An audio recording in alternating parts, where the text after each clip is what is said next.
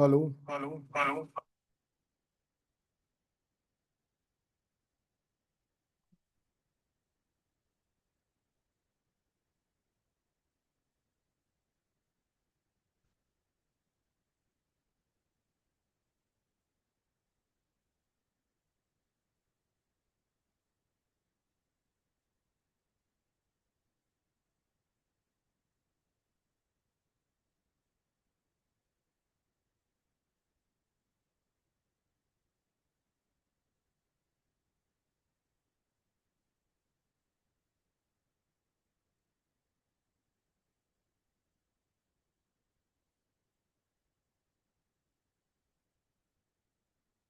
Hello Tanuja ji, आपको आवाज आ रही है? Good afternoon. एक बार कंफर्म करो yes if I sir. Am Audible.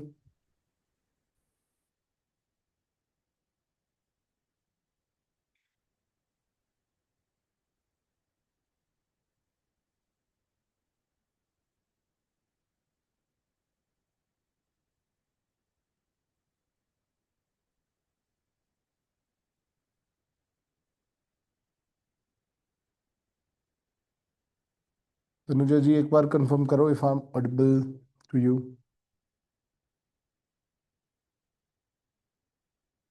Okay ji, thank you.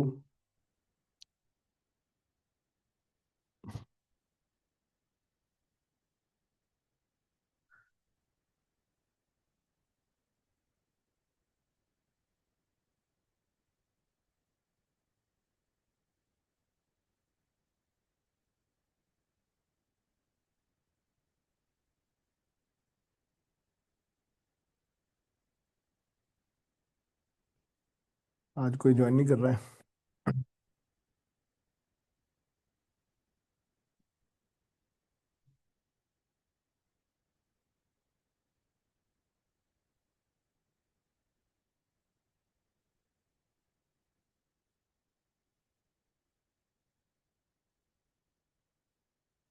सो शायद आज आज बच्चों को ऐसा लग गया होगा सैटरडे को क्लास नहीं है। चलो, ऑनलाइन देखेंगे।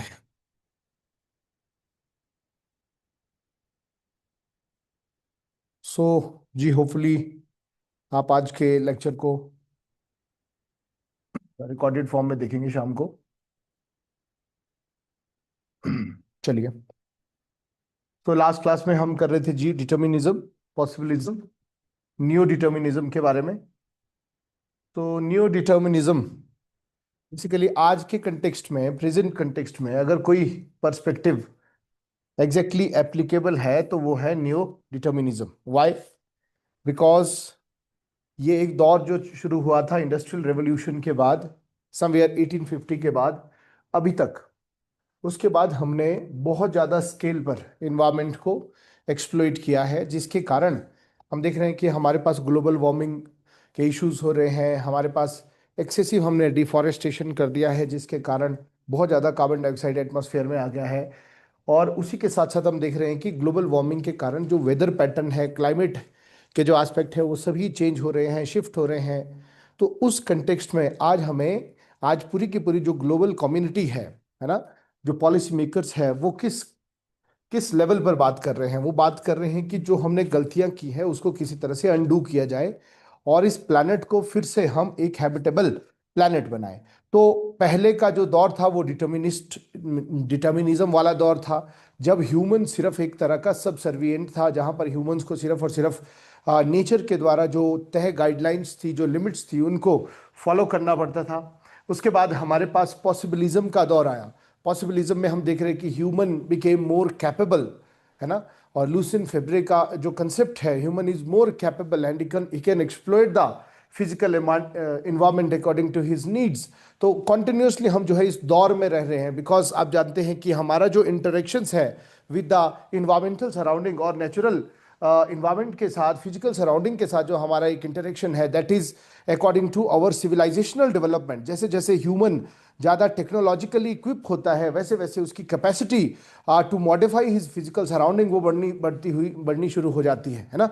तो ये आपने देखा। उसके बाद हमने देखा कि हमारे पास वाइडल डी लाब्लाच है, जो he was the ardent philosopher of whom which concept of the possibilism का वो अर्डेंट फिलोसोफर था। तो उसने ये भी बताया कि जो नेचर है, जो फिजिकल सराउंडिंग है, वो बेसिकली कोर्सिव नहीं है। वो क्या है? दैट इज बाउंटीफुल एंड बिनोवलेंट, है ना। बाउंटीफुल का मतलब नेचर के पास हमारे लिए देने के लिए बहुत कुछ है ना।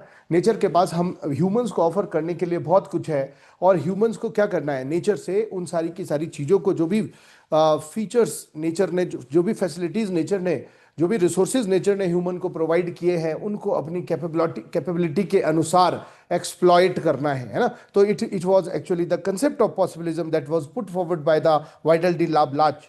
नाउ उसके बाद हमने एक और कंसेप्ट देखा है कल, that was Aniruddha ji, Jeevesh ji, that concept was basically, हमारे पास एक कंसेप्ट था that was neo determinism. Now देखो, हमने नियो डिटर्मिनिज्म के बारे में डिस्कस किया है कि नियो डिटर्मिनिज्म क्या है।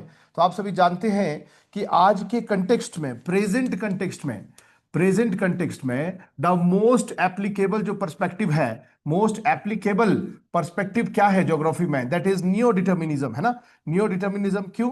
बिकॉज नियो डिटर्मिनिज्म क्या बोलता है कि इट सेज दैट स्टिल आज के कंटेक्स्ट में सिचुएशन ऐसी है कि हमें नेचर जो है ऑल पावरफुल दिख रहा है, नेचर हमें ऑल पावरफुल दिख रहा है, because the way human civilisation have evolved over 200 year, over past 200 year, पिछले 200 सालों में ह्यूमंस ने जो तरक्की की है, उसका एक नेगेटिव फैक्टर जो है, इसका जो नेगेटिव आउटकम है वो है क्लाइमेट चेंज, उसका एक नेगेटिव आउटकम है ग्लोबल वार्मिंग, उसका एक नेगेटिव आउटकम है हमारे पास बायोडाइवर्सिटी लॉस, उसका एक नेगेटिव आउटकम है, बहुत सारा हमने डिफॉरेस्टेशन कर दिया है, या फिर उसका एक नेगेटिव आउटकम है सी लेवल लगातार जो है ऊपर की तरफ जा रहा है।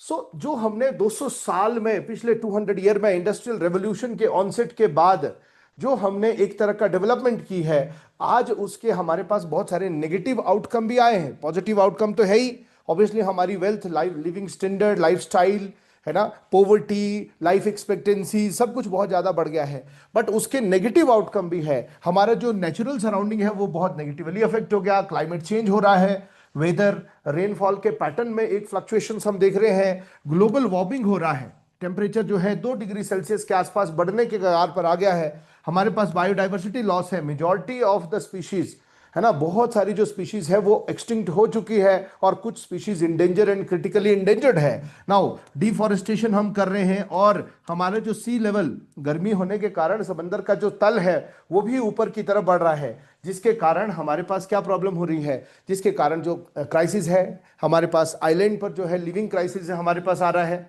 चंदन जी, जीवेश जी, है ना।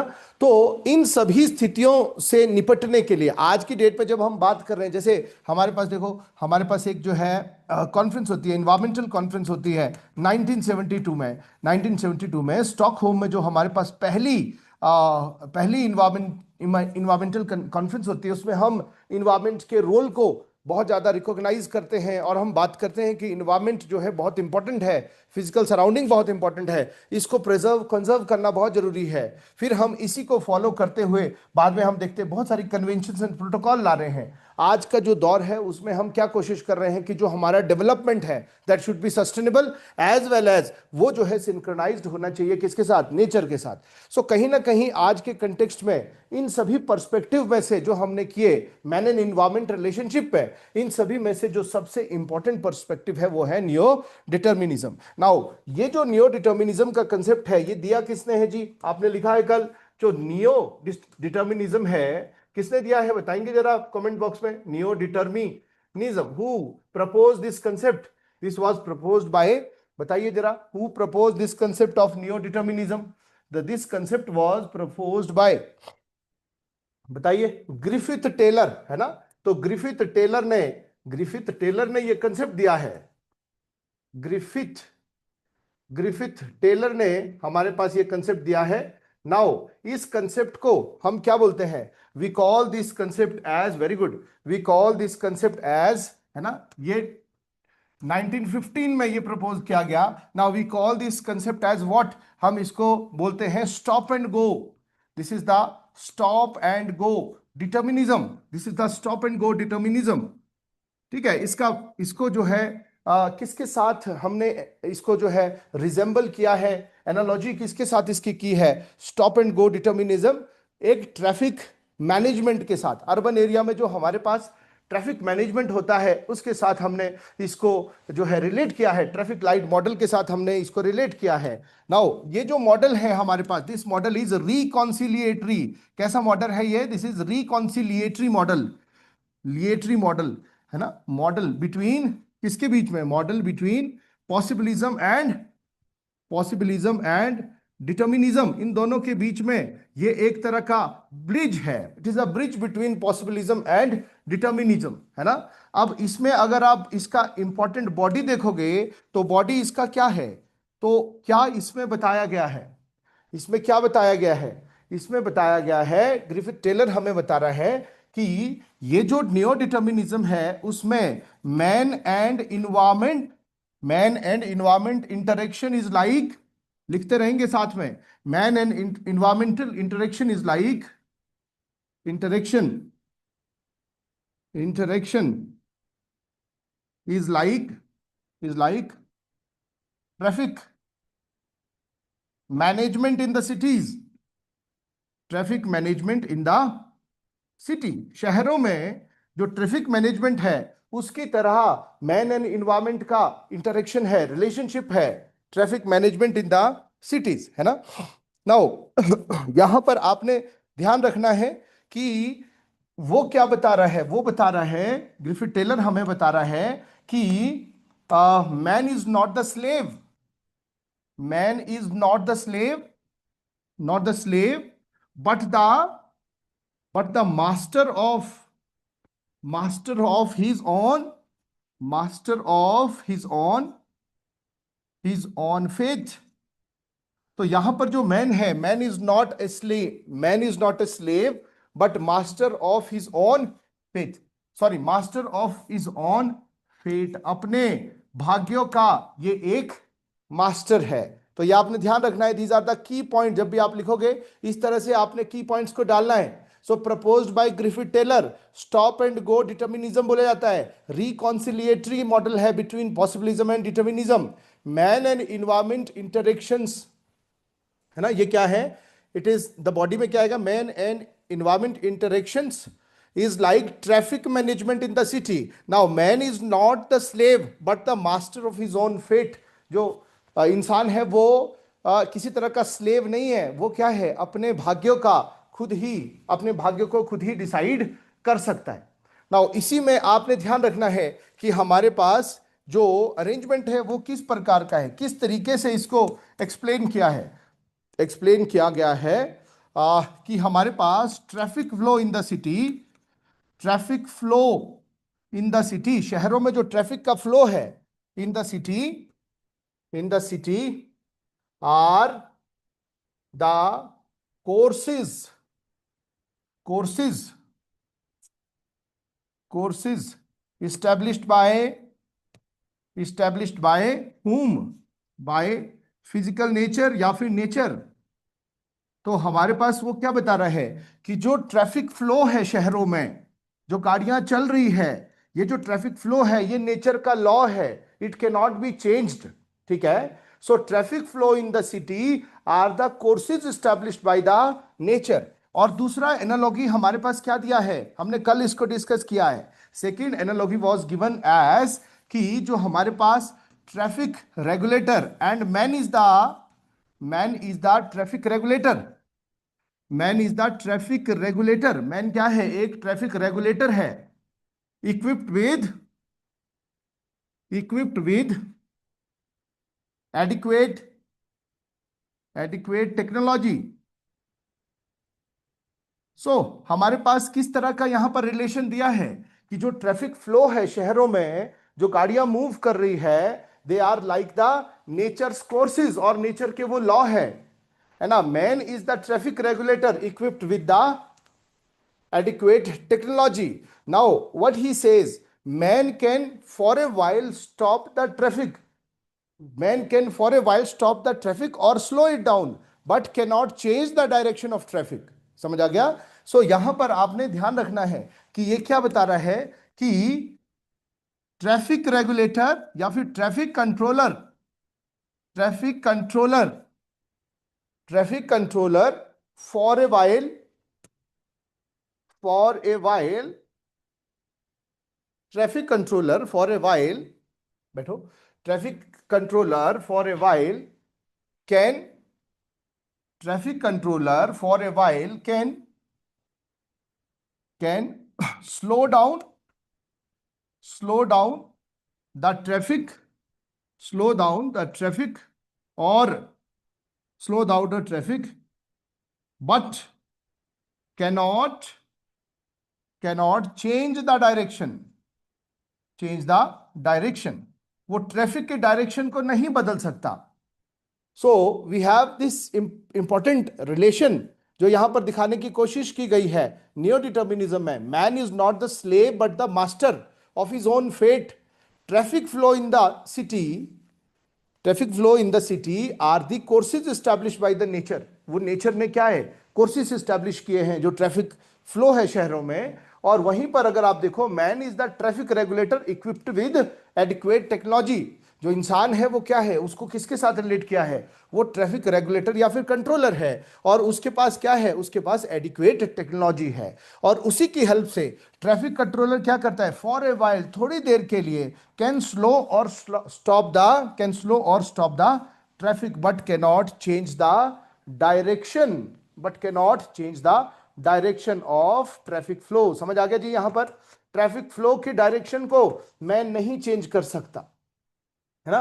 यहां पर आप एक और लिख सकते हो, for a while man can slow down or stop the traffic but cannot change the direction of traffic flow.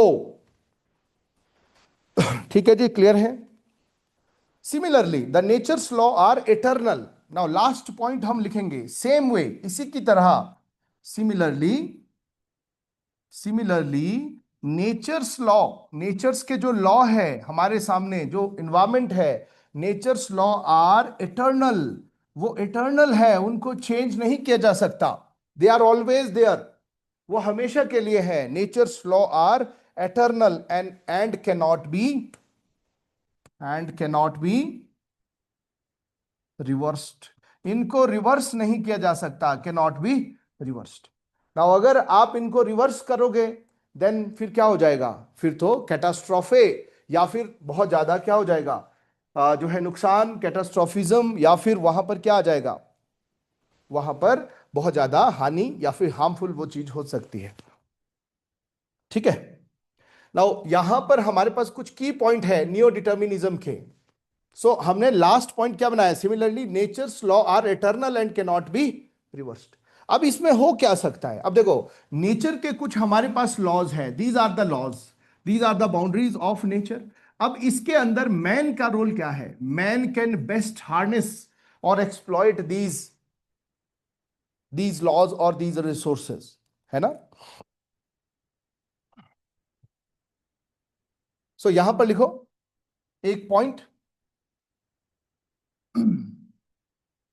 सो आ जाओ, कौन है, नीचे हो रही शायद, हाँ हाँ. सो हमारे पास क्या है, लास्ट पॉइंट. क्लियर हुआ जी सभी को? ऑनलाइन स्टूडेंट्स एक बार जल्दी बताओ. दाऊगिरी जी, जीवेश जी, अनिरुद्ध जी, चंदन जी, कमेंट सेक्शन में बताओ.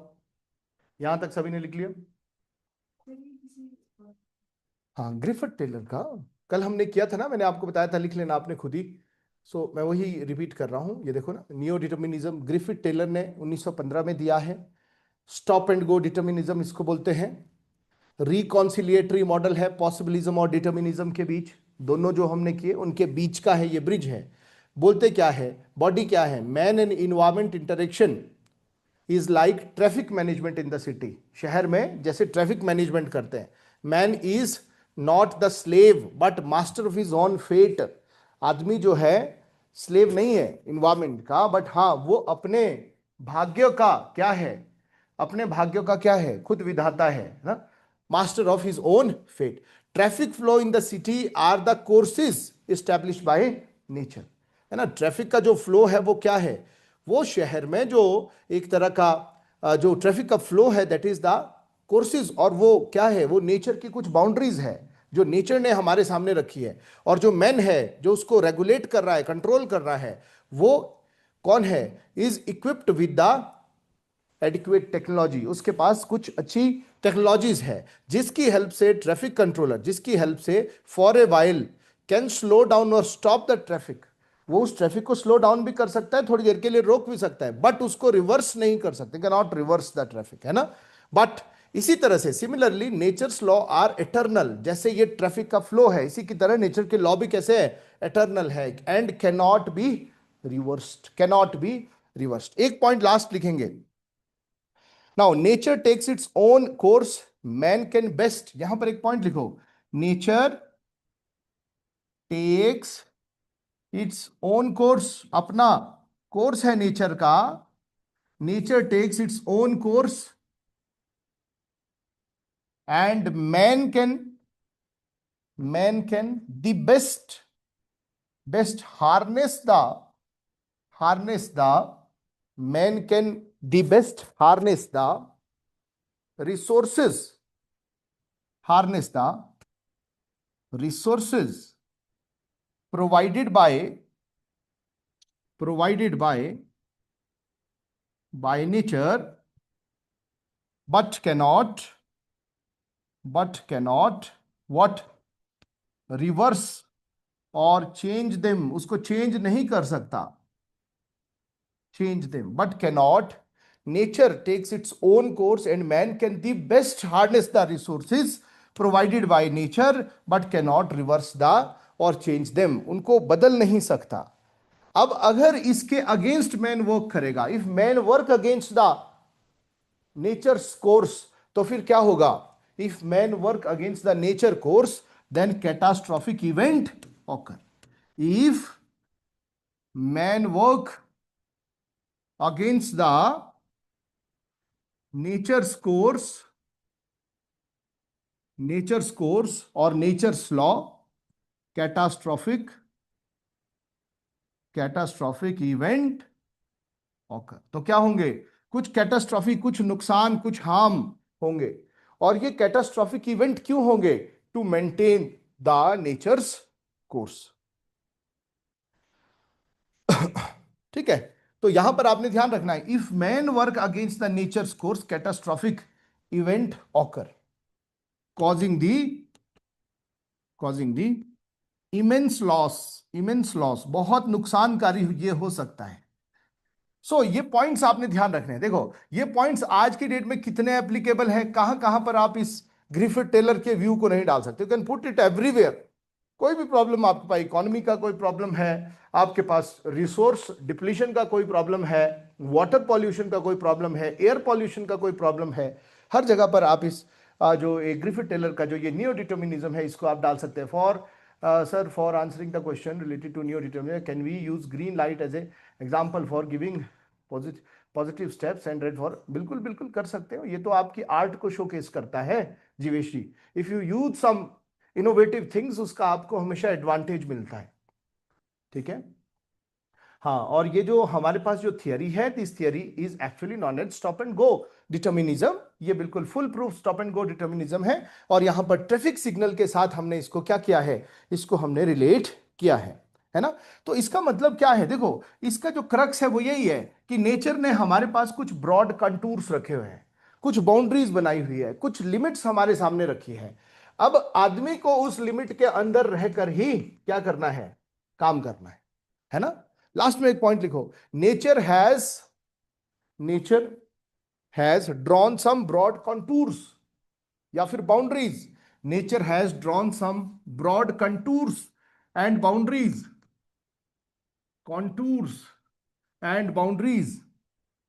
and man has to follow these boundaries।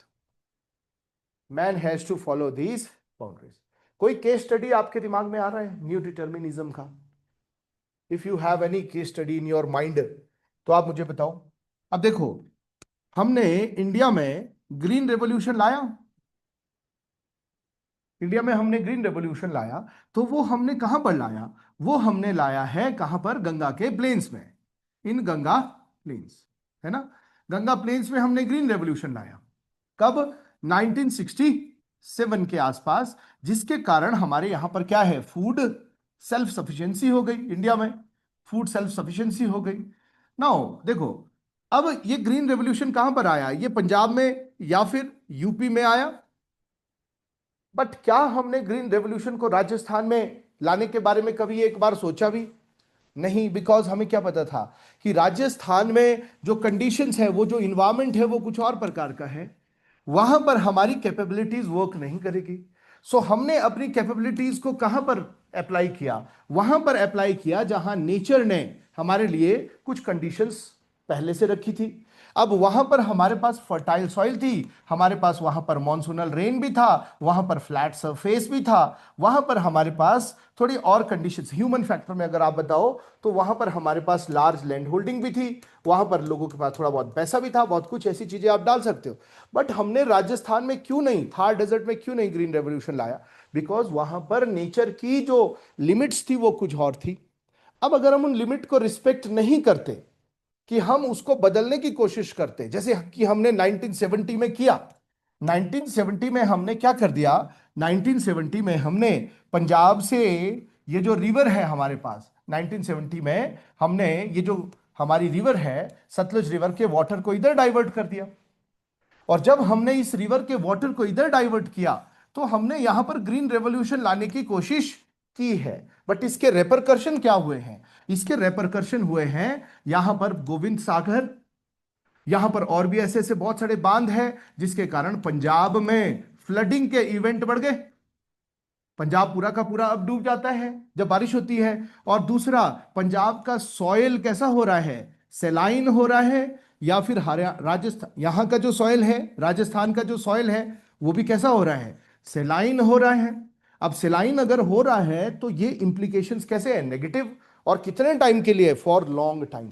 इसीलिए हमें क्या करना चाहिए? हमें यहां पर, यहां के लिए जो आइडियल, सुटेबल, मोस्ट अप्रोप्रिएट हमारे जो स्टेप्स हो सकते थे उन्हीं को अप्लाई करना चाहिए था। जैसे अगर यहां पर ड्राई कंडीशन प्रिवेल कर रही है, तो हमें यहां पर ड्रॉट रेसिस्टेंट क्रॉप को ही लगाना चाहिए था। हमें यहां पर जो बाजरा है, या फिर हमारे पास जो रागी है, या फिर हमारे पास जो एक तरह का दूसरे जो मिलेट्स होते हैं, उन्हीं को यहां पर उगाना चाहिए था। हमें यह कोशिश ही नहीं करनी चाहिए थी कि हम यहां पर वीट उगाएं, बिकॉज यहां की कंडीशंस, यहां के कॉन्टूर्स कुछ और प्रकार के हैं। समझ आ गया? So we have lot of negative consequences. जैसे हिमालय का ही एग्जांपल ले लो। सो हिमालय में रैपिड ट्रांसपोर्टेशन सिस्टम नहीं हो सकता, बट हमने क्या कर दिया? हिमालय में टनलिंग बना दी। अब हिमालयन रीजन में कुछ ब्रॉड कॉन्टूर्स हमारे सामने थे कि यहां पर आप जो है सिंगल लेन या फिर मैक्सिमम डबल लेन के रोड ही बना सकते हो, बिकॉज स्लोप ऐसा है, रॉक लूज है। रॉक कैसी है? लूज सेडिमेंट्री रॉक है। ऐसी स्थिति में आप यहां पर ज्यादा डिटोनेशंस नहीं कर सकते, यहां पर ज्यादा आप जो है बड़ी बड़ी मशीन्स को नहीं लगा सकते। बट हमने क्या किया? हमने हिमालय की इस लिमिट को रिजेक्ट कर दिया, और हमने यहां पर क्या कर दिया? बड़ी बड़ी मशीनें ला ली और यहां पर टनल्स बना दिए, डेटोनेटर्स लगाए, हमने यहां पर वाइब्रेशंस कर दी, और उसके कॉन्सिक्वेंसेस हमारे सामने है, कैटास्ट्रॉफी हमारे सामने। सो आज की डेट का जो प्रेजेंट सिनेरियो है वो क्या होगा कि हमें नियो डिटर्मिनिज्म की तरफ जाना पड़ेगा। हमें रिस्पेक्ट करना पड़ेगा किसको? इन्वायरमेंट को। और साथ ही साथ हमें क्या है? ह्यूमन पोटेंशियल को भी आगे की तरफ ले जाना पड़ेगा। समझ आया? तो एक पॉइंट है, so we have is reduction in water table of some states due to green revolution एक कैटास्ट्रॉफिक? बिल्कुल है, क्यों नहीं है? ये कैटास्ट्रॉफिक ही है। आने वाले टाइम में वाटर डिफिशियंसी हो जाएगी। हम्म, हम्म।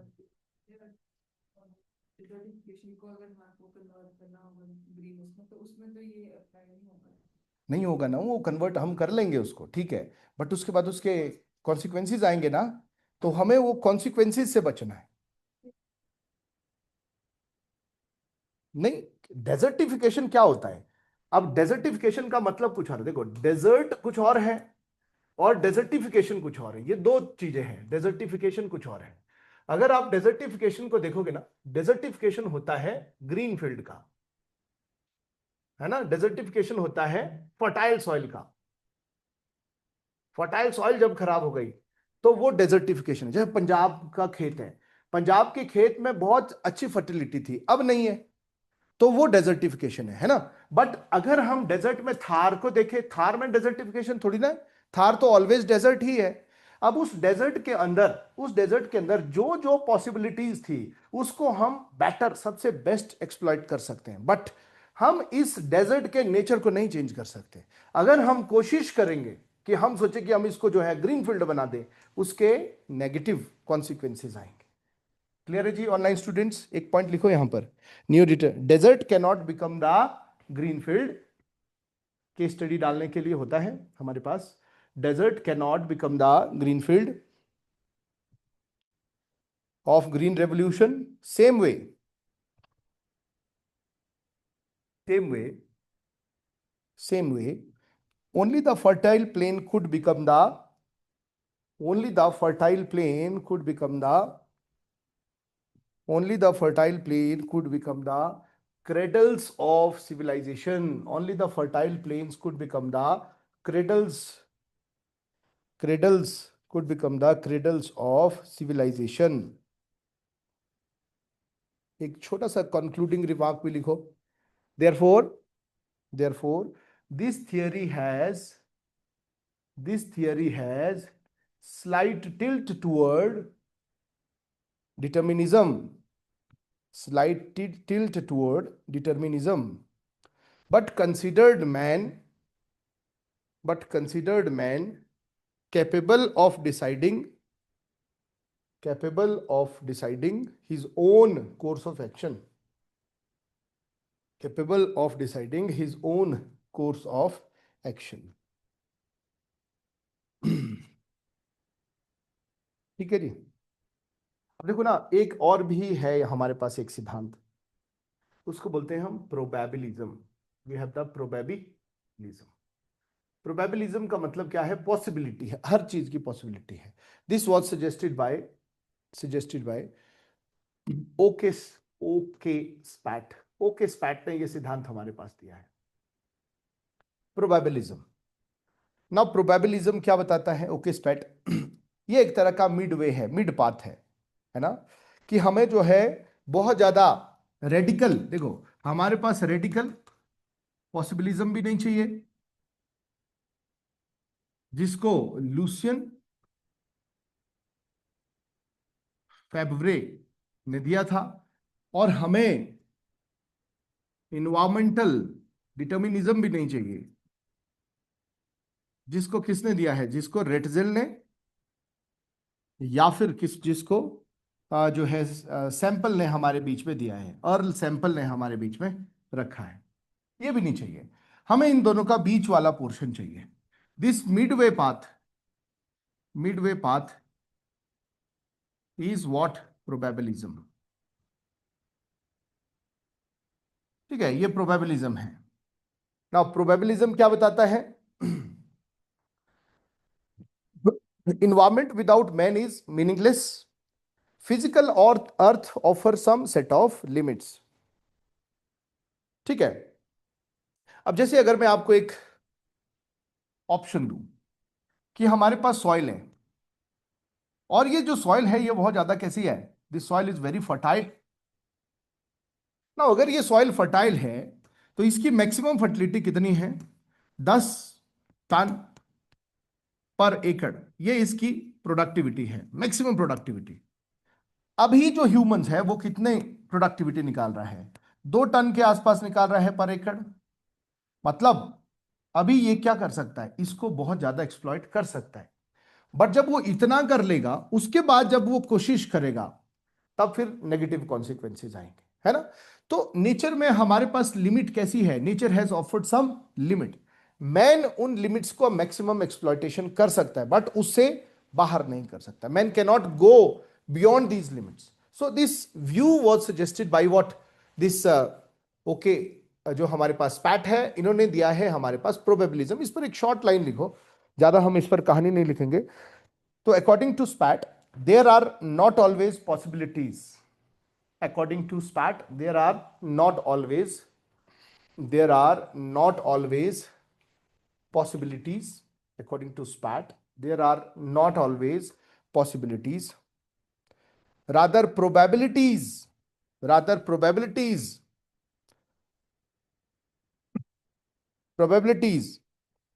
Now this theory focus that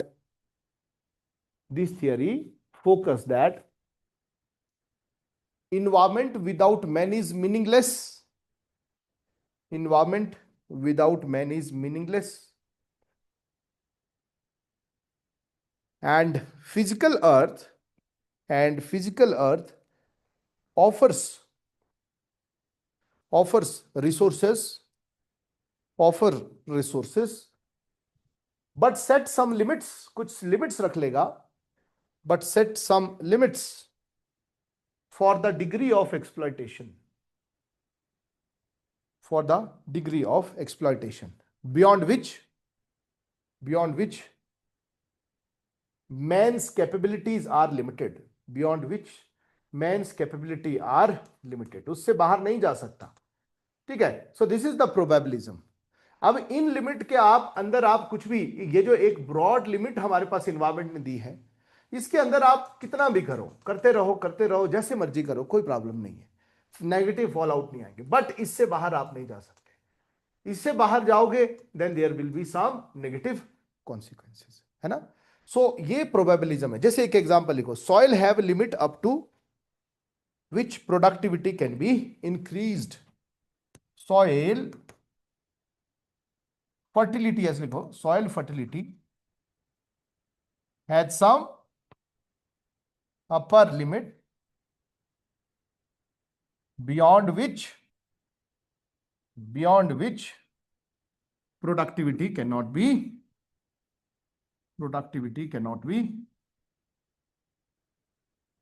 increased। इससे ऊपर प्रोडक्टिविटी को नहीं बढ़ाया जा सकता, beyond which productivity cannot be।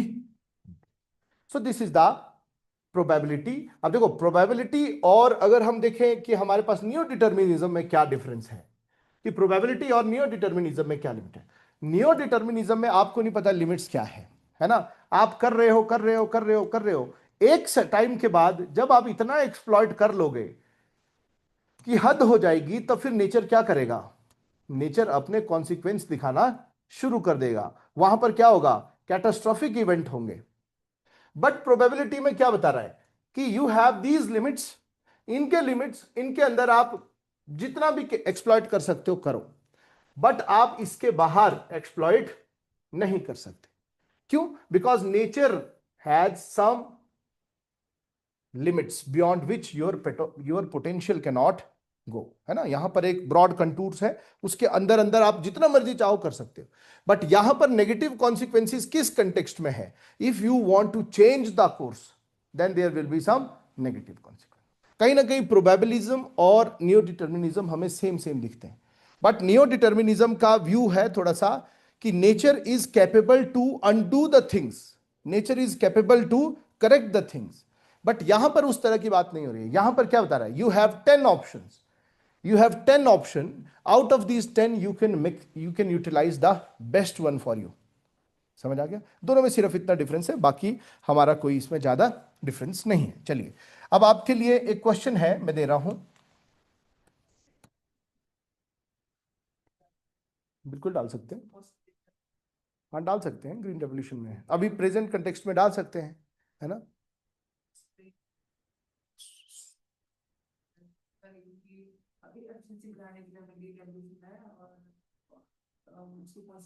हाँ, इकोलॉजिकल रेपरकशन हमारे बीच में, हाँ डाल सकते हैं, बिल्कुल डाल सकते हैं ना। सो आपने मुझे क्या बताना है? What are the differences between what are the differences between determinism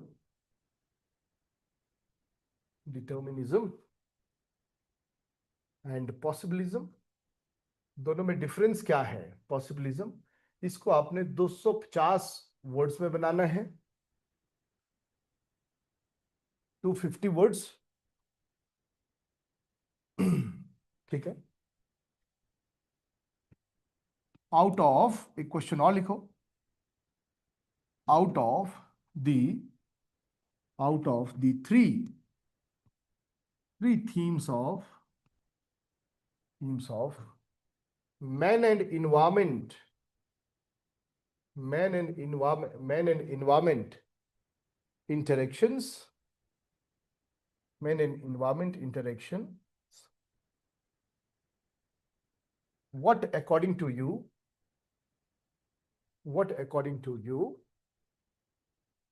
is the suitable most suitable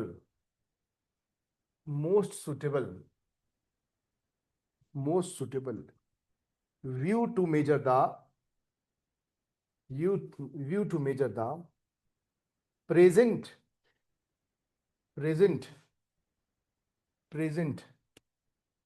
man and environment interaction in India,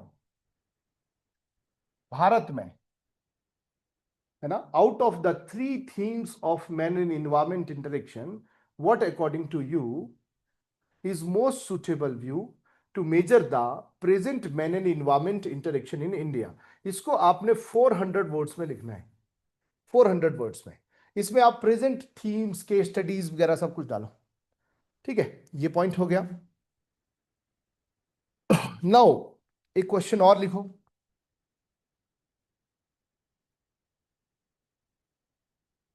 explain the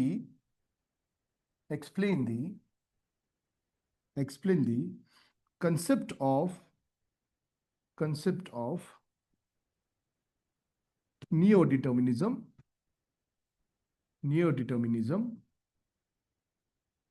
in terms of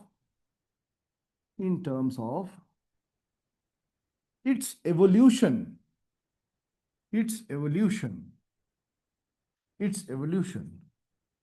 from ancient time to the present, इसको भी आप लिखो 250 words में।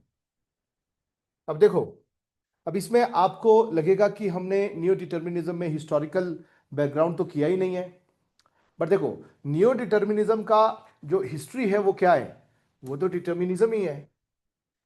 और कहां से आप शुरू करोगे? आप शुरू करोगे ग्रीक से, एरिस्टोटल से, है ना? हाँ, वो सब डिटर्मिनिज्म आएगा।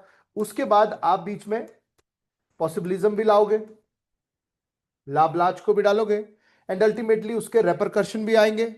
और फिर कौन एस्टेब्लिश होता है? नियो डिटर्मिनिज्म भी एस्टेब्लिश होता है।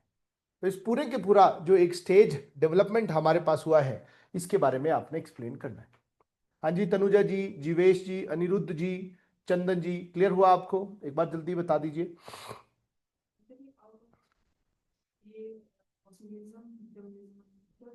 हाँ, नहीं, प्रोबेबिलिज्म नहीं रहा, सिर्फ ये थीम, मेन थीम यही है ना, यही मेन थीम है। ये आपने लिखने हैं और कोशिश करना है कि इसमें आप मैक्सिमम जो करंट एग्जाम्पल्स है उनको इनकॉर्पोरेट करने की कोशिश करो, करंट एग्जाम्पल, क्योंकि इनका ना एक एप्लीकेशन पार्ट आएगा पेपर में। एप्लीकेशन पार्ट मतलब कि मंडी एरिया में जो हमारे पास western Himalayan region have now become more susceptible to landslide, है ना? In this context explain the view put forward by Griffith Taylor. ठीक है, तो ग्रिफिथ टेलर का व्यू क्या है? Neo determinism. इस तरह से एक क्वेश्चन बनेगा आपके एग्जाम में, है ना? कोई भी इवेंट आएगा, कोई भी, जैसे अगर हम कोस्टल एरिया के पास साइक्लोन्स बन रहे हैं, अब फ्रीक्वेंटली होने शुरू हो गए हैं साइक्लोन, तो कहीं ना कहीं सी लेवल का, सी का जो टेम्परेचर है सरफेस का वो बढ़ गया है, इसलिए साइक्लोन की क्रियाएं ज़्यादा फ्रीक्वेंट हो गई है। ग्लोबल वार्मिंग का कंटेक्स्ट है, क्यों हुई है, उसमें भी ये चीज़ें आएगी। सब हर जगह आप इसको डाल सकते हो ना। चलिए, अब हम करेंगे जी जियोमॉर्फोलॉजी शुरू। आज से हमारा थोड़ा सा डिस्कशन जियोमॉर्फोलॉजी का।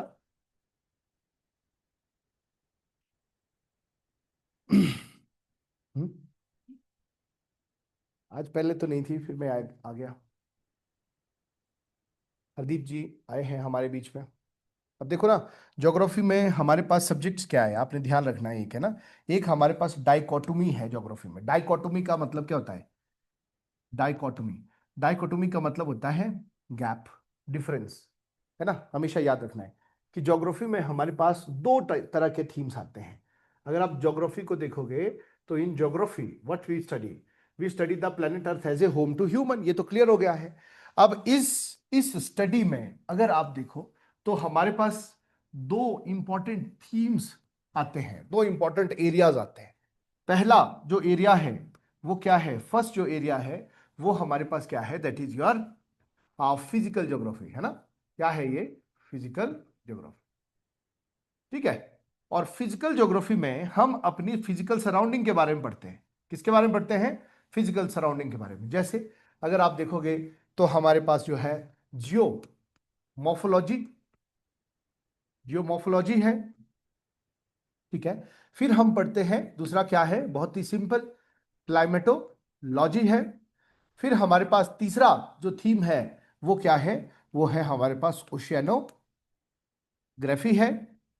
चौथा जो हमारे पास थीम है, अब उसको इन्वायरमेंट ज्योग्राफी भी बोल दो या फिर उसको बायो जियोग्राफी भी बोल दो, सेम। बायो जियोग्राफी मतलब नेचुरल इन्वायरमेंट का बायोलॉजिकल लाइफ के साथ क्या इंटरेक्शंस है, सॉइल का फॉर्मेशन, एयर का pollution, biological succession, ecological interactions, environment, ये सारी की सारी चीजें यहां पर हम डिस्कस करते हैं, है ना। और उसी के साथ अगर आप इन सब चीजों को यहां पर स्टडी करते हैं, उसके बाद हमारे पास दूसरा जो डोमेन आता है ज्योग्राफी एज ए सब्जेक्ट के अंदर, मैं सिलेबस की बात नहीं कर रहा हूं, ज्योग्राफी के अंदर, तो वो जो दूसरा डोमेन है वो क्या है? That is your human geography. ये दूसरा डोमेन क्या है हमारे पास? Human geography. So human geography में आपके पास क्या कैटेगरीज आती है? तो आपके पास आते हैं, एक तो आते हैं ह्यूमन ज्योग्राफी में, देखो क्या क्या है। सबसे पहले तो पॉपुलेशन ज्योग्राफी है, we have the population geography. और पॉपुलेशन ज्योग्राफी के बाद हमारे पास दूसरा जो थीम है वो है सेटलमेंट ज्योग्राफी, सेटलमेंट ज्योग्राफी है। तीसरा जो थीम है वो है हमारे पास पॉलिटिकल एंड सोशल ज्योग्राफी, ये भी एक इंपॉर्टेंट ठीक है, थीम है, पॉलिटिकल एंड सोशल ज्योग्राफी। चौथा जो थीम है वो है हमारे पास इकोनॉमिक ज्योग्राफी। वो क्या है? Economic geography. समझ आ गया?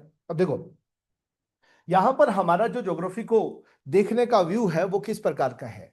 Geography studies planet Earth as a home to human, but किस कंटेक्स्ट में? दो कंटेक्स्ट में। हमारे पास कुछ फिजिकल लैंडस्केप होते हैं, जैसे कुछ टोपोग्राफी, उस टोपोग्राफी में कैसा क्लाइमेट है, किसी एरिया में, किसी फिजिकल एरिया में लैंड की जगह क्या हो सकता है? ओशन हो सकता है, वाटर हो सकता है, उस वाटर के अंदर किस तरह का टोपोग्राफी है, एंड अल्टीमेटली हमारे पास किस तरह का इन्वायरमेंट है, किस तरह की हमारी परिस्थिति की है। नाउ इन सब चीजों का जो इन्फ्लुएंस है, जो प्रभाव है, वो किस पर पड़ता है? यहां पर, है ना। कि अगर कोई एरिया है, जियोमॉर्फोलॉजी में अगर कोई टोपोग्राफी पढ़ी है, सपोज करो आपने प्लेन पढ़ लिया, या फिर आपने माउंटेन्स पढ़ लिया, या फिर आपने कोई प्लेटू पढ़ दिया, ये आपने कवर किया। So this is the part of what? Geomorphology. Geomorphology studies the type of landforms, कितने प्रकार का लैंडफॉर्म है, the process and the history of their evolution, क्या प्रोसेस थे जिससे वो लैंडफॉर्म्स बने, और क्या उनका जो हिस्टोरिकल डेवलपमेंट है वो किस प्रकार का है। नाउ देखो, जब हम लैंडफॉर्म को समझ जाते हैं, जब हम लैंडफॉर्म को समझ जाते हैं, तो उसके बाद हमारी कैपेबिलिटी क्या होता है कि इन लैंडफॉर्म्स पर रहने वाले लोगों का लाइफस्टाइल कैसा है। अब जैसे माउंटेन है, माउंटेन पर कितना पॉपुलेशन रहता है ना। अब पॉपुलेशन रह रहा है, आपने सोचा कि माउंटेन पर स्लोप होते हैं, सॉइल नहीं होती है, रॉक होते हैं, इसलिए यहां पर पॉपुलेशन कैसी होती है? लेस होती है, डेंसिटी भी कम है। ना अगर यहां पर लोग रह रहे हैं, उनका रहने का स्टाइल कैसा है? That will be the settlement geography. क्या वो रूरल एरिया में रहते हैं या फिर अर्बन एरिया में रहते हैं, या फिर अर्बन एरिया में अगर गांव से लोग छोड़कर जा रहे हैं तो वो क्या हो जाएगा? माइग्रेशन हो जाएगा। That will B part of what? Settlement geography में हम इसको करेंगे। नाउ उसके बाद हमारे पास थर्ड पार्ट जो होगा यहां पर, वो होगा कि यहां पर जो लोग रह रहे हैं वो करते क्या है, उनकी इकोनॉमिक एक्टिविटी क्या है। क्या वो एग्रेरियन सोसाइटी है, क्या वो इंडस्ट्रियल सोसाइटी है, या फिर उनके पास माइनिंग एंड ऑल कुछ मिनरल्स है, वो सारी सारी की सारी चीजें, या फिर वो कुछ ट्रेड करते हैं, ये सारे के सारे economic activity will come under the what, economic geography, है ना। Population, this is the place, this is the spatial spatial क्या बोलेंगे, element of the geography, the place, plateau plains, वो जगह, उस जगह पर रहने वाले लोग, पॉपुलेशन ज्योग्राफी, उस जगह पर कहां पर लोग रह रहे हैं, सेटलमेंट ज्योग्राफी, वहां पर रहकर कर क्या रहे हैं, इकोनॉमिक ज्योग्राफी, एंड अल्टीमेटली जब लोग कहीं पर रहते हैं वो आपस में इंटरेक्ट भी करते हैं, है ना, वहां पर जो है एक दूसरे को वो जीतने की कोशिश करते हैं, हराने की कोशिश करते हैं, उनको गवर्न करने की कोशिश करते हैं, that will form the scope for what, political geography.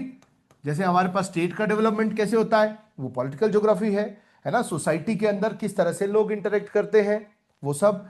और इकोनॉमिक ज्योग्राफी हमारा हो गया है, तो ये बेसिकली हमारा ब्रॉड कंटूर है जो हम ज्योग्राफी में कवर करते हैं। इसको डुअलिज्म भी बोला जाता है, it is known as the dualism.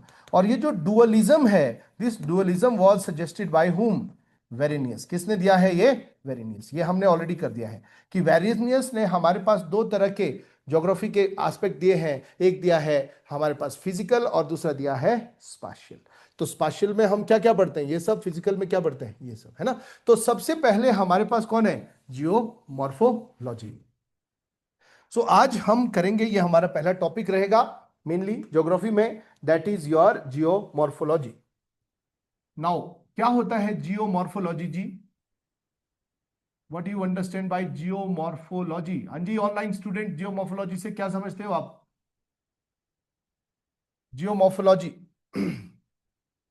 Any idea about the geomorphology, क्या होता है जियोमॉर्फोलॉजी।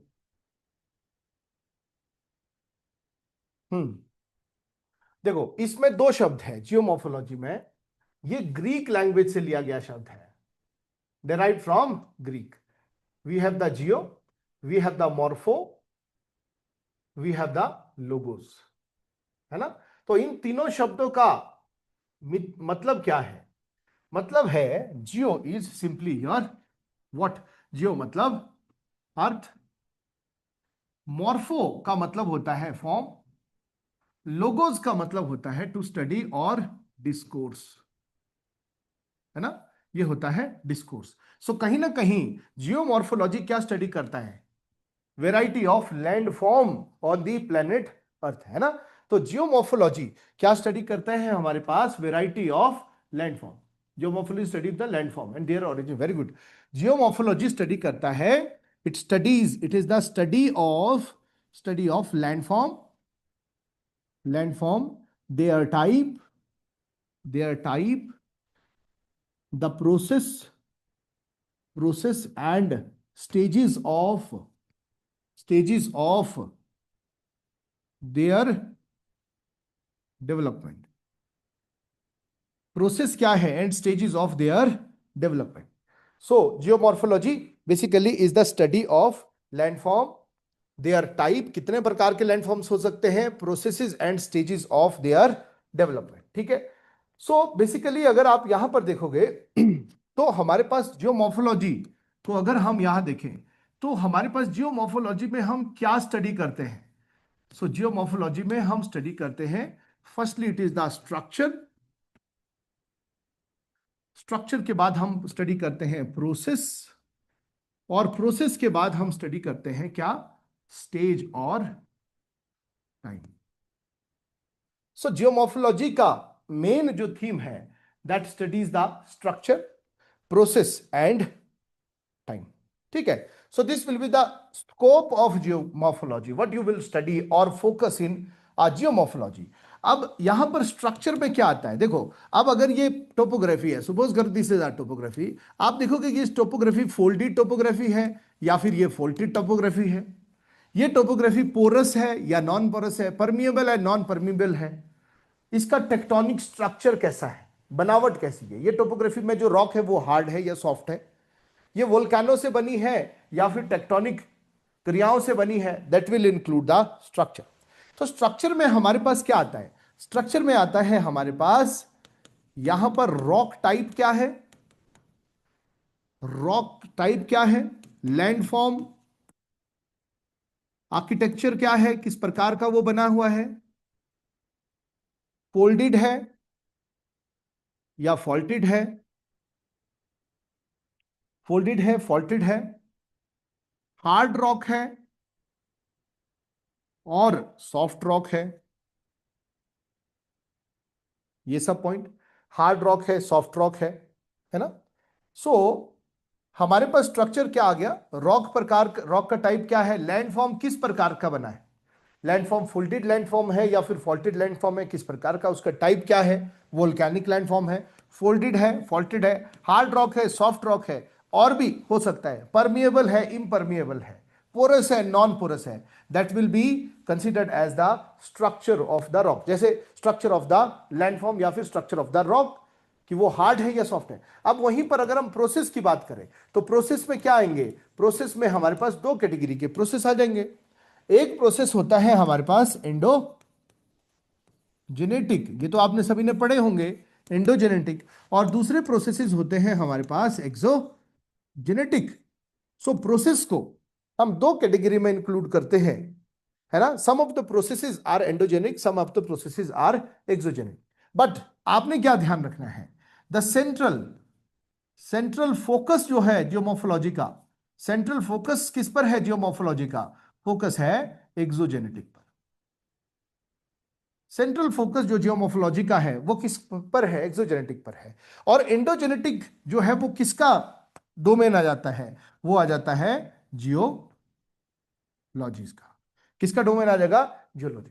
तो आपने ध्यान रखना है, जो जियोमॉर्फोलॉजिस्ट होगा उसका central theme of study, central area of study will be what, central area of study will be your exogenetic forces, बाहर के फोर्सेस। वो ज्यादा ध्यान रखेगा वैली, वैली के स्लोप, वैली का टाइप, पहाड़, पहाड़ का ढलान कैसा है ना, इरोजनल प्रोसेस तेज है या स्लो है, प्लेन्स कैसा है, प्लेन्स का सेडिमेंट कैसा है, ये सब पड़ेगा।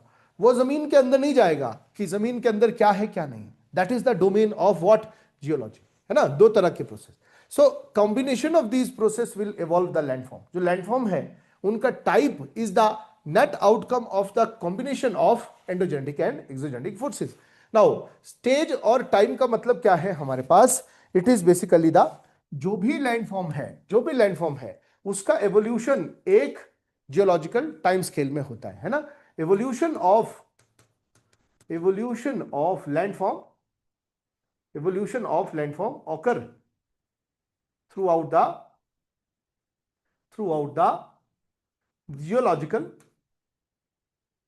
geological time scale, geological time.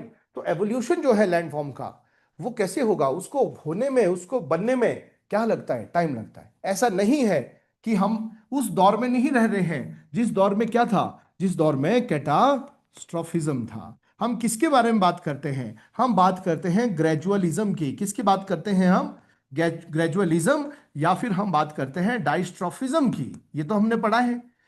James Hooton ने हमारे पास क्या दिया है, जो लैंडफॉर्म का डेवलपमेंट है वो धीरे धीरे होता है, वो एकदम से नहीं होता है। वो कैसे होता है, धीरे धीरे होता है। और यहां पर कैटास्ट्रॉफी धीरे धीरे कब होगा, धीरे धीरे होगा एक लंबे टाइम स्केल। ठीक है। तो स्टेजेस का मतलब या फिर टाइम का, स्टेजेस का मतलब है कि कोई माउंटेन यूथ हो सकता है, फिर वो मैच्योर हो सकता है, फिर वो ओल्ड हो सकता है ना। सो हमारे पास जियोमॉर्फोलॉजी का जो फोकस है, उसका जो स्कोप है, वो तीन डायमेंशंस को स्टडी करना है। One is the structure, structure is the rock structure कैसा है, उसका फॉर्मेशन कैसा है, उसका नेचर कैसा है, उस एस्पेक्ट को स्टडी करना। और दूसरा हमारे पास क्या है, दैट इज योर प्रोसेस, किस तरह से वो स्ट्रक्चर इवॉल्व हुआ है। और लास्ट में क्या है, टाइम। तीसरा क्या है, टाइम। एक मिनट जरा, है ना।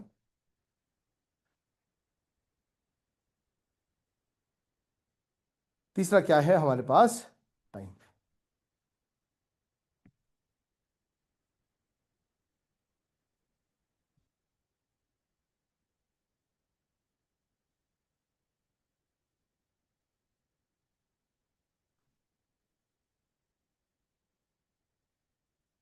हाँ जी, ऑनलाइन स्टूडेंट सभी को क्लियर हुआ जियोमॉर्फोलॉजी का स्कोप।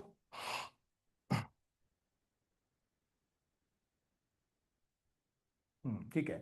एक छोटी लाइन लिखो, geomorphology combine the, geomorphology combine the structure, process and stage. Geomorphology combine the structure, process and stage to study the, अब देखो मैं यहां पर लिख रहा हूं relief, study the relief. So geomorphology combine the structure, process and stage to study the relief. अब हमने यहां पर लैंडफॉर्म नहीं लिखा, actually it is to study the relief feature. ठीक है, तो हमारे पास एक छोटा सा टॉपिक आता है. Now we have a very small topic. हम जियोमॉर्फोलॉजी के की हिस्टोरिकल बैकग्राउंड में जाएंगे, उससे पहले एक छोटा सा टॉपिक हम यहां पर कवर करते हैं कि हमारा जो एंड हुआ है वो हुआ है कहां पर, रिलीफ में. रिलीफ का मतलब क्या होता है, व्हाट इज रिलीफ? रिलीफ से आप क्या समझते हैं? So relief is simply the elevation. अब देखो, अब ये एक जगह है, ये एक जगह है, एक जगह ये है, और ये हमारे पास क्या है, सी लेवल है. This is the sea level. यहां पर समंदर है. अब आप देखो कि हमारे पास, जब मैं बता रहा हूं कि रिलीफ क्या है, व्हाट इज रिलीफ, सो अगर हम रिलीफ के बारे में देखें तो रिलीफ क्या होगा, रिलीफ हो गया हाइट, रिलीफ हो गया एलिवेशन. अब अगर मैं इसकी बात करूं, इसका रिलीफ बहुत कम है, हाइट बहुत कम है, इसका हाइट थोड़ा ज्यादा हो गया सी लेवल से, इसका हाइट और ज्यादा हो गया, इसका हाइट तो बहुत ही ज्यादा हो गया. सो जब हम इस एलिवेशन की बात करते हैं with respect to the sea level और with respect to the valley bottom, अब इन दोनों पहाड़ों के बीच में ये जो यहां पर है, ये क्या है, वैली बॉटम है. दो पहाड़ है, इनके बीच में ये गर्त है, दिस गर्त will be known as what, valley bottom. और इसका ओवरऑल रिलीफ इसके कंपैरिजन में कितना है, वो होगा सी लेवल. सो सी लेवल से ऊपर की तरफ जो ये हाइट गई है, सी लेवल से ऊपर की तरफ जो ये हाइट गई है, इस हाइट को आप क्या बोलोगे, इस हाइट को बोलोगे आप एब्सोल्यूट रिलीफ. नाउ जब हम बात करते हैं कि हिमालय की जो ऊंचाई है सी लेवल से 8,848 मीटर, तो उसको हम क्या बोलते हैं, हम बोलते हैं उसको एब्सोल्यूट रिलीफ, है ना. नाउ ये वाला जो हमारे पास रिलीफ है, इसको बोलते हैं हम एब्सोल्यूट रिलीफ, जिसको किसके साथ मेजर किया जाता है, which is measured from what, from where, बताओ जी, from sea level, sea level से जिसको मेजर किया जाता है. ठीक है, रिलीफ. और दूसरा जो हाइट है, दूसरा जो एलिवेटेड प्लेस है, उसको हम किसके कंपैरिजन में मेजर करते हैं, वैली बॉटम के कंपैरिजन में मेजर करते हैं. किसके कंपैरिजन में मेजर करते हैं, वैली बॉटम के. अब ये जो वैली बॉटम का ये जो रीजनल रिलीफ है, ये जो रीजनल रिलीफ है, ये ग्लोबल रिलीफ है, this is the global relief, absolute relief. और ये बहुत लोकलाइज्ड और रीजनल रिलीफ है. इसको हम क्या बोलते हैं, हम बोलते हैं इसको, we call this as relative relief. समझ आ गया. दो तरह के रिलीफ हमारे पास होते हैं, रिलीफ या फिर height when it is compared from the valley bottom और the local lowest place, it will be known as what, इसको बोलेंगे हम रीजनल रिलीफ या फिर रिलेटिव रिलीफ. और जब हम हाइट को किसके साथ कंपेयर कर रहे हैं, हाइट को जब हम कंपेयर कर रहे हैं किसके साथ जी, हम कर रहे हैं सी लेवल के साथ, तो हम उसको क्या बोलेंगे, हम उसको बोलेंगे, we will call this as absolute relief. Relief का मतलब क्या हो गया, एलिवेशन, हाइट, है ना. नाउ एक पॉइंट लिखो रिलीफ के बारे में. Relief refers to the difference in elevation and slope.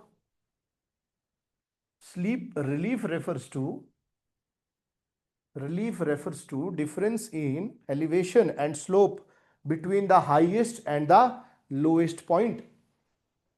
Relief refers to difference in elevation and slope between the highest and the lowest point on the earth's surface,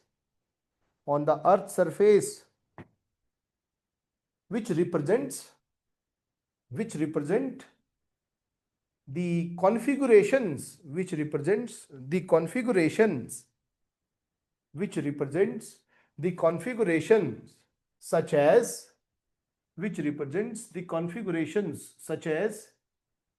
such as mountain plateau plains, लिखो, such as mountains,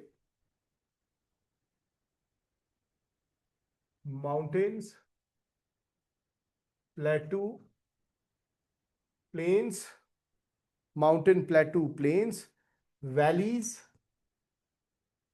and ocean basin, सब कुछ इसमें आता है। Ocean basin, ocean basin, ये सब relief features हैं। Now relief is, लिखो, relief feature is measured in 2 dimensions. Relief feature is measured in 2 dimensions. One is global, 2 dimension. One is global,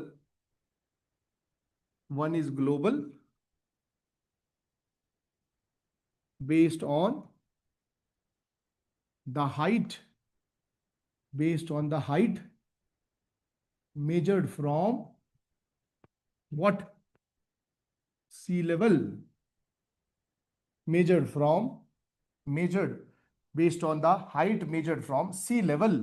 इसी को हम क्या बोलते हैं? Known as absolute relief. आगे जब हम साइकिल्स के बारे में पढ़ेंगे वहां पर इनकी बहुत जरूरत पड़ेगी।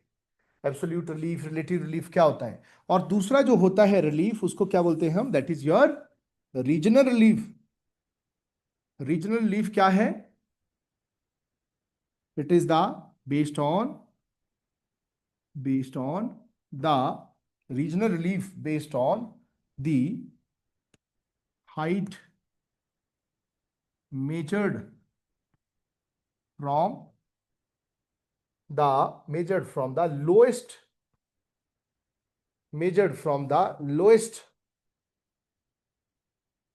level in the valley bottom, sorry, lowest level in the region, किसी रीजन में जो सबसे निचला स्तर होगा उसके कंपैरिजन में जब हम हाइट को मेजर करते हैं तो उसको हम क्या बोलते हैं? उसको हम बोलते हैं जी रिलेटिव रिलीफ, है ना? ठीक है। अब आप देखो ना, हमारे पास इसका क्या प्रभाव हो सकता है। अब देखो, अब अगर एब्सोल्यूट रिलीफ अगर बहुत ऊंचा है, हाइट देखो कितनी ऊपर हो गई, इतनी ऊपर, अब ग्रेडियंट क्या हो गया? स्टीप हो गया। यहां से नीचे ग्रेडियंट अगर स्टीप हो गया तो फिर इरोजन ज्यादा तीव्रता से होना शुरू हो जाएगा। क्यों? बिकॉज ढलान ज्यादा है, नदियां बहुत तेजी से चलेगी और ज्यादा इरोजन करेगी, है ना? तो यहां पर क्या होगा? इरोजनल लैंडफॉर्म्स बनने शुरू हो जाएंगे।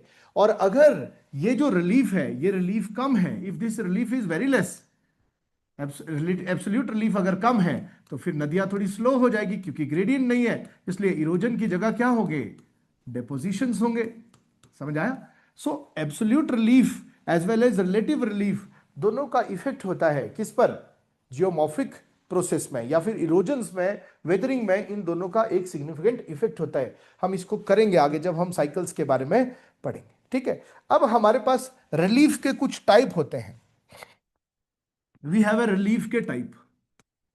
एक तो रिलीफ का जो ब्रॉड टाइप है, ब्रॉड क्लासिफिकेशन है, वो सिंपल है। एक ब्रॉड क्लासिफिकेशन जो रिलीफ का है वो सिंपल है। वो क्या है? Some of the relief are continental, और कुछ रिलीफ कैसे होते हैं? कॉन्टिनेंटल रिलीफ को आप प्लेटफॉर्म्स बोल सकते हैं। They are the platforms. Continental relief are simply the platforms. और दूसरे अगर आप रिलीफ देखोगे वो कौन है? They are the oceanic. और ओशियानिक रिलीफ को आप क्या बोल सकते हो? They are the basins. Broadly अगर हम रिलीफ को क्लासिफाई करें ब्रॉडली, तो हमारे पास दो तरह के रिलीफ है। This is the continental relief and this is your oceanic relief. तो यहां पर अगर आप देखोगे, कॉन्टिनेंट का जो ये ऊपर वाला पार्ट है, ये वाला, ये क्या है? ये तो प्लेटफॉर्म है, ऊपर वाला हिस्सा है। और ये जो नीचे वाला हिस्सा है, जो धसा हुआ पार्ट है, इन दोनों प्लेटफॉर्म के बीच में, इसको क्या बोलोगे आप? बेसिन्स, है ना? तो दोनों जगह पर वेराइटी ऑफ लैंडफॉर्म बनेंगे। कॉन्टिनेंट के ऊपर भी कुछ एंडोजेनेटिक एक्सोजेनेटिक फोर्सेस ऑपरेट होंगे और बेसिन्स में भी होंगे, और यहां पर कुछ अलग अलग प्रकार के रिलीफ फीचर्स जिनको हम लैंडफॉर्म्स बोलते हैं वो बनेंगे। अब उन लैंडफॉर्म को भी क्लासिफाई किया है। एक स्कॉलर हमारे पास है, उनका नाम है Salisbury. The scholar is Salisbury. Chandan ji, Anirudh ji, clear हुआ आपके पास? One scholar is your Salisbury. एक स्कॉलर हमारे पास है Salisbury. Very important topic, favourite topic है ये एचएएस का, यूपीएससी का भी। यहां पर है orders of relief. This is the order of relief. या फिर इसको आप बोल सकते हो दिस इज हायरार्किकल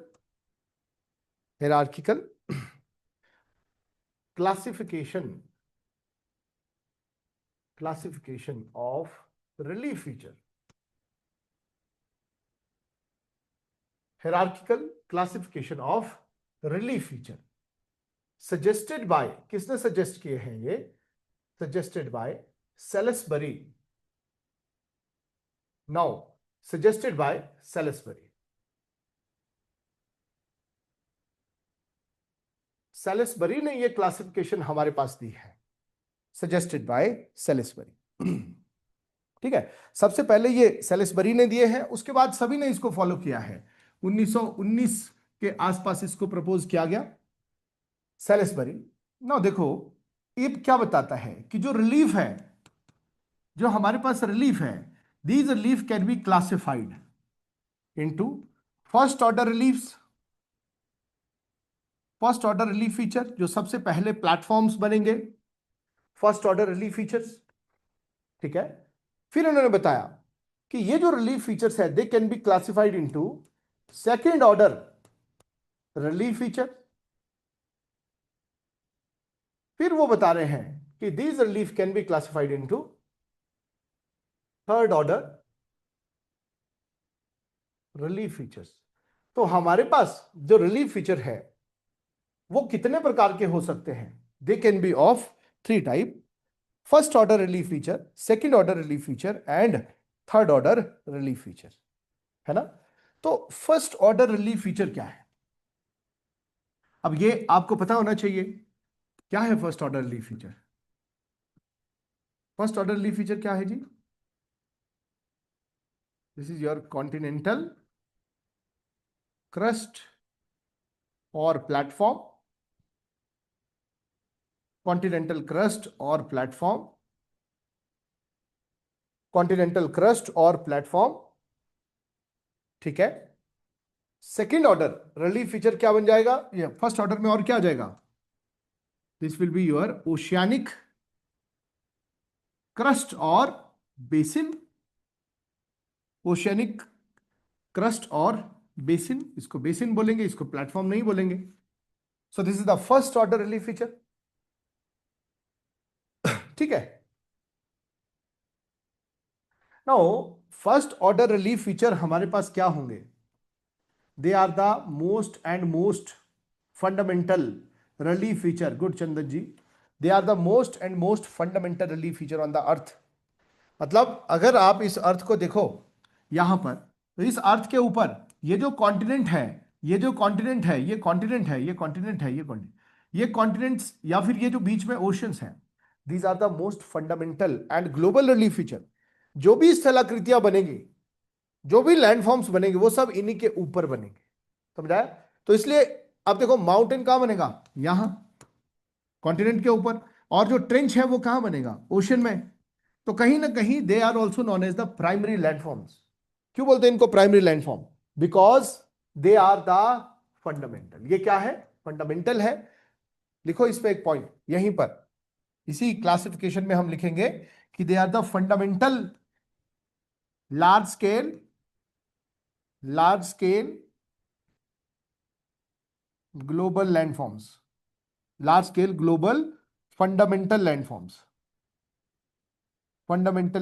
हैं। इनको क्या बोल सकते हैं? They are also considered as the primary landform. इनको आप प्राइमरी लैंडफॉर्म्स भी बोल सकते हो। You can call them as primary landform. Why? Because जो दूसरे लैंडफॉर्म्स है वो इन्हीं के ऊपर क्या करते हैं? इन्हीं के ऊपर इवॉल्व होते हैं। सेकेंड ऑर्डर रिलीफ फीचर में हमारे पास क्या आ जाएगा? सेकेंड ऑर्डर रिलीफ फीचर में हमारे पास आ जाएगा जी, दीज आर सम माउंटेन। अब एंडोजेनेटिक फोर्सेस के बारे में हम पढ़ेंगे, जिसमें हमारे पास धरती के अंदर कुछ क्रियाएं होती है, कुछ मूवमेंट होती है, और उन मूवमेंट के कारण यहां पर अगर ये कॉन्टिनेंटल क्रस्ट है, अंदर से कुछ मूवमेंट होगी और यहां पर ये माउंटेन बन जाएगा। अंदर से कुछ मूवमेंट होगी, यहां पर ये क्रस्ट टूट करके क्या है? इधर को माउंटेन बन जाएगा, इधर को माउंटेन बन जाएगा, और बीच में क्या बन जाएगा? रिफ्ट वैली बन जाएगा। सो जो भी लैंडफॉर्म्स इंडोजेनेटिक फोर्सेस से अर्थ के अंदर से आने वाली जो भी फोर्सेस होते हैं उनसे जो बनते हैं, उनको हम क्या बोलते हैं, second order relief. Second order relief includes mountains, जो ब्लॉक माउंटेन्स भी हो सकते हैं, जो फोल्ड माउंटेन्स भी हो सकते हैं, और जो वोल्केनिक माउंटेन भी हो सकते हैं। Mountains, block mountain, fold mountain and volcanic भी हो सकते हैं। प्लेटूज और क्या इंक्लूड होता है इसमें, प्लेटूज। क्या सभी प्लेटू इसमें इंक्लूड हो गए, नहीं। कुछ प्लेटूज इरोजनल होते हैं। इरोजनल कैसे, कि अगर ये माउंटेन बना हुआ है, सपोज करो कि हमारे पास एक माउंटेन बना हुआ है, वी हैव दिस माउंटेन, ये माउंटेन लगातार इरोड हुआ ऊपर से और ये ऐसा टेबल लैंड जैसा बन गया। अब ये एंडोजेनेटिक फोर्सेस से बना हुआ प्लेटू नहीं है, ये कैसा प्लेटू है, ये इरोजनल प्लेटू है। This will not be included in the category of what, second order relief. प्लेटू की अगर हम बात करते हैं, जैसे हमारे पास डेक्कन प्लेटू है, तो वो एक लावा प्लेटू है। लावा प्लेटू को आप इसमें इंक्लूड करोगे, लावा प्लेटू को आप इसमें इंक्लूड करोगे, लावा प्लेटू को आप इसमें इंक्लूड करोगे, जैसे जैसे हमारे पास डेक्कन प्लेटू है, या फिर हमारे पास कोलोराडो प्लेटू है, अमेरिका में एक प्लेटू है कोलोराडो प्लेटू। ये लावा प्लेटू, हम समझेंगे इनके बारे में, ये सब कैसे बनते हैं। और कोई फीचर आपके पास है थर्ड ऑर्डर में, तो वी कैन हैव सम, अगर आप देखोगे ना, तो इसमें लावा प्लेटू हो गया, ये हो गया, हमारे पास कुछ प्लेन्स भी हो सकते हैं, mainly structural plain. Structural plain वो होते हैं जो टेक्टोनिक क्रियाओं से बनते हैं। जैसे आप देखोगे कि हमारे पास ये एक रॉक था, यहां पर इधर से फोर्स आया, इधर से कंप्रेशन आया, और कंप्रेशन के कारण ये वाला हिस्सा ऊपर चला गया, और फिर ये वाला हिस्सा भी ऊपर चला गया। सो इस स्थिति में हमारे पास ये तो बन गया माउंटेन, इधर तो माउंटेन बन गए दोनों साइड, पर बीच का हिस्सा क्या है, ये फ्लैट एरिया है। नाउ ये जो फ्लैट एरिया है, ये एक स्ट्रक्चरल प्लेन है। कैसा प्लेन है ये, स्ट्रक्चरल प्लेन। क्यों, बिकॉज ये टेक्टोनिज्म से बना हुआ प्लेन है ना। बट देखो, अलूवियल प्लेन, यहां से इरोजन्स होंगे, और फिर एक डिपोजिशन जब होने जाएगा तब उसको बोलेंगे अलूवियल प्लेन। बट वो alluvial plain will be considered as the third order relief, क्योंकि वो कौन बनाएगा, वो बनाएगा एक्सोजेनेटिक फोर्सेस। तो ये कौन बना रहा है, एंडोजेनेटिक फोर्सेस। अब अगर आप ओशन के अंदर भी जाओ, ओशन का अगर हम एक दो एग्जांपल लें, तो वो क्या होंगे, ओशन का एक अगर हम एग्जांपल लें, तो ओशन के एग्जांपल में हमारे पास आएगा, बताएं, mid oceanic ridges. Mid oceanic ridges, ये तो सबने पढ़ा है ना, mid oceanic ridges and trenches, समंदर के अंदर की ये स्थलाकृतियां हैं, ये सब ओशन में होता है। सो अगर हम ब्रॉडली देखें, ये वाले जो लैंडफॉर्म्स हैं, दे आर फॉर्म्ड ऑन, आप लिख सकते हो, formed at crust due to forces generated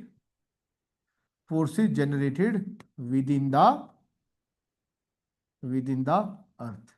कौन से फोर्सेस होते हैं, they are the endogenetic forces. So formed at crust due to forces generated within the crust. ठीक है। नाउ अब हमारे पास थर्ड जो लैंडफॉर्म होगा, थर्ड जो रिलीफ फीचर होगा, वो कौन होगा, that will be the tertiary landform, है ना। इनको प्राइमरी लैंडफॉर्म भी बोलेंगे, सेकेंडरी, और ये टर्सरी लैंडफॉर्म बन जाएगा। ये फर्स्ट ऑर्डर रिलीफ है, सेकेंड ऑर्डर रिलीफ है, थर्ड ऑर्डर रिलीफ। अब जो थर्ड ऑर्डर रिलीफ है, उसको कौन बनाएगा, उसको बनाएंगे carved by exogenetic forces. These are carved by exogenetic forces through erosion, through weathering. सबसे पहले वेदरिंग होगी, फिर इरोजन होगा, और फिर लास्ट में क्या होगा जी, डेपोजिशन होगा। हाँ, डेपोजिशन होगा। ठीक है। कार्व्ड बाय एक्सोजेनेटिक फोर्सेस, जिसमें नदियां हो सकती है, जिसमें ग्लेशियर्स हो सकते हैं, सब, है ना। तो ये जो है, ये थर्ड ऑर्डर के रिलीफ फीचर्स हैं। इसमें हमारे पास V and U shape valley, valley, इसमें हमारे पास अलुवियल प्लेन्स, इसमें हमारे पास इरोजनल प्लेटूज, इसमें हमारे पास कुछ प्लेटूज भी आ सकते हैं, यस, इसमें हमारे पास बारकन एंड यार्डंग्स आ सकते हैं, बहुत सारे एग्जाम्पल हैं, यार्डंग्स आ जाते हैं। कॉमन क्या है? They are produced by the exogenetic forces, produced by the exogenetic forces. हाँ जी तनुजा जी, आपको क्लियर हुआ? एक बार बताएं। अब एक क्वेश्चन लिखो यहां पर, ये क्वेश्चन पूछा गया है। Now we have a question, question is discuss the hierarchy of landform, discuss the hierarchy of landform, discuss the hierarchy of landform and explain the significance, discuss the hierarchy of landform and explain the significance of the classification of relief, explain the significance of classification of relief, relief classification, ये लिखा हमने, discuss the hierarchy of landform and explain the significance of classification of relief into different order. इसका significance क्या है? Into different order. ठीक है, तो ये क्वेश्चन आपने लिखना है कितने वर्ड्स में? 250 वर्ड्स में आपने इसको जरूर लिखना है जी, 250 वर्ड्स में। सो क्वेश्चन इज अबाउट, इसी टॉपिक में से क्वेश्चन लिया गया है कि हमारे पास जो है लैंडफॉर्म्स क्या है, उनका ऑर्डर, ऑर्डर क्लासिफिकेशन किस प्रकार का है। ठीक है जी ऑनलाइन स्टूडेंट्स, तो आज इतना ही करेंगे। कल से हमारा, नेक्स्ट क्लास से हमारा जो है जियोमॉर्फोलॉजी शुरू हो जाएगा जी। ठीक है, थैंक यू ऑनलाइन स्टूडेंट्स, आपने नोट सिखाना तो अब। ये नीचे वो मैं नीचे देखा कि क्लास ये मैं बाकी थी अच्छा, अच्छा, वो ठीक बताया मैंने, कर लेके आऊँ इसको। ठीक, चलो ठीक है ना। ठीक है जी तनुजा जी, अनिरुद्ध जी, चंदन जी, अनिरुद्ध चंदन जी, आज आप टेस्ट देने नहीं आए थे दोनों?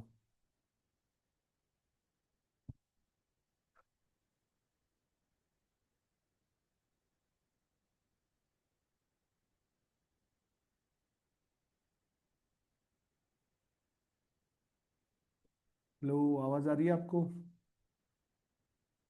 देख के चले गए थे सर। ओके ओके ओके, चलो ठीक है, थैंक यू। ये जो क्वेश्चंस दिया है ये लिख लेना आपने, ठीक है।